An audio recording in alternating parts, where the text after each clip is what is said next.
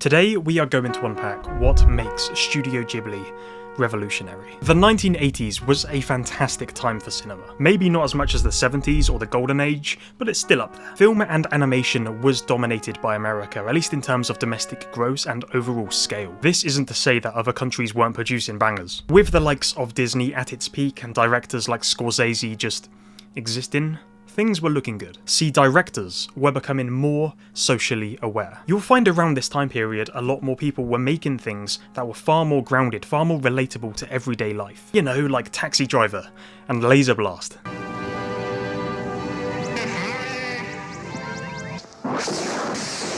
But what is going on in Japan at this time? Well, the country lacked a lot of global connectivity. See, the rest of the world didn't have much access to the very early medium we would now call anime. To be fair, a lot of foreign films would have been harder to come by. You'd need to scavenge through your local video archive, or in the 90s or 2000s you could pop down to your Blockbuster and get an Akira Kurosawa flick. I miss Blockbuster. By the way, feel free to subscribe. I'm trying to hit 1,000 subscribers and it would mean the world, so enjoy the video. I've always seen Studio Ghibli as an anomaly in the world of cinema. Much like artistic movements of the past, such as German Expressionism or the Czech New Wave, Studio Ghibli has its own identity, its own messages, its own themes, as opposed to just existing to generate money. When you think of the studio, I'm sure a lot of gorgeous imagery comes to mind. The animators have worked tirelessly to encapsulate the vision of their respective director. All the West knew in the 80s was a handful of mech shows that had woven its way into the media. Nausicaa Valley of the Wind was made in 1984 and released to American audiences, and other markets such as the UK, but it was released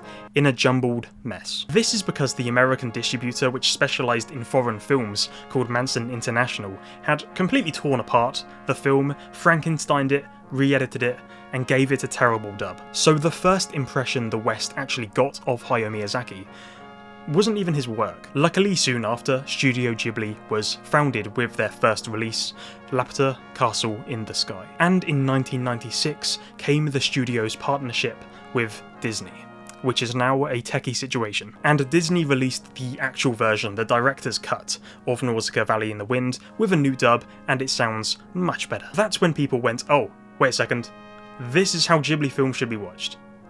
This is kinda good. Upon the release of Laputa Castle in the Sky, it was clear to everyone that Studio Ghibli had brought something completely different to the mix. The traditional Western art style audiences had gotten so used to had completely changed, and it was a slow transition. This cutesy, vibrant style, which Japanese audiences devoured, did have a really hard time breaking into international markets. But when it did, a whole new world opened up.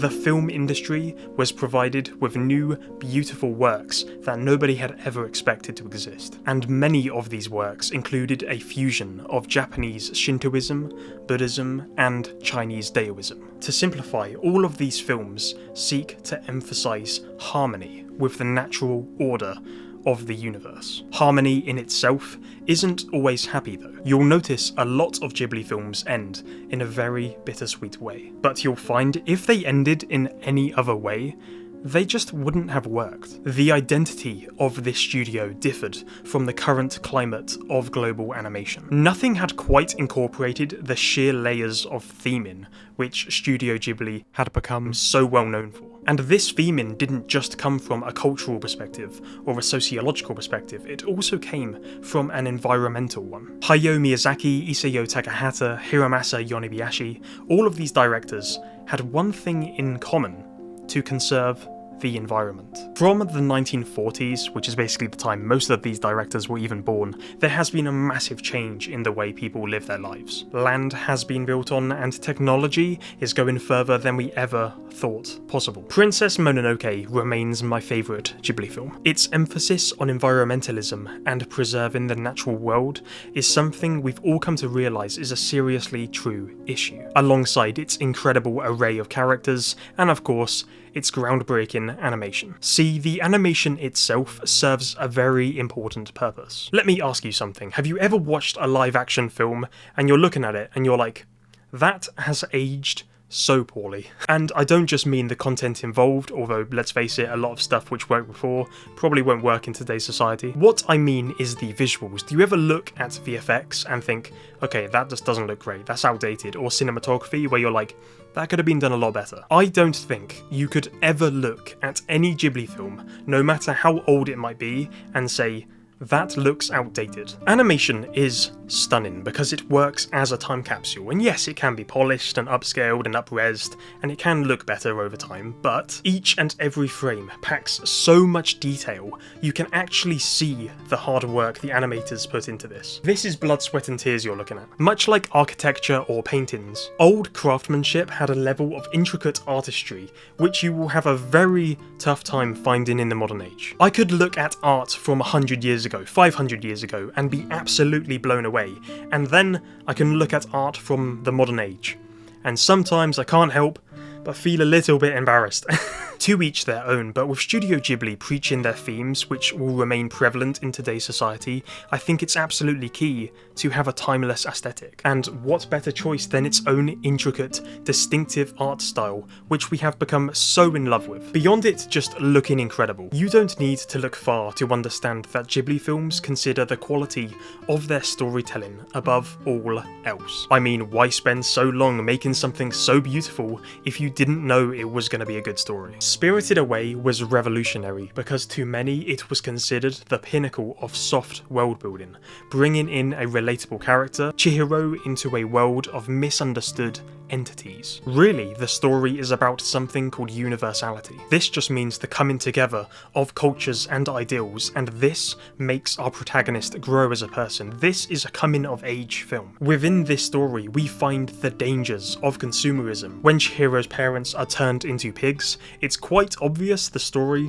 becomes an intellectual commentary. Much like Mononoke, Pompoko, Nausicaa, in fact, pretty much like every Ghibli film, there's something to be said about human selfishness. And by creating dystopian worlds, Miyazaki and his fellow directors are able to embed very real sociological problems. In fact, the issue or threat in itself becomes the antagonist as opposed to just any one character, at least most of the time. Studio Ghibli set expectations for what the malleability of animation can provide to a story. Since its founding, we've seen the rise of countless studios using their own unique art styles to tell their own narratives, and it's worked amazingly well. We've had some really good stories. This is why I love animation so much. And it's true, Ghibli didn't start anything. Animation has existed for a very long time. Layers of cells become frames, and frames become narratives. But Studio Ghibli 100% revolutionized the animation climate and altogether the film industry. And the only thing standing in the way of a good narrative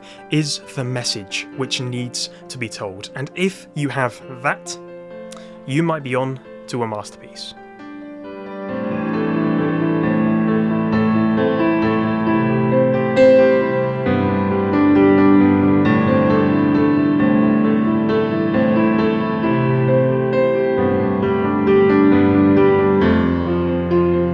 Thank you so much for watching this video. Subscribe if you are new or if you enjoyed, and take care.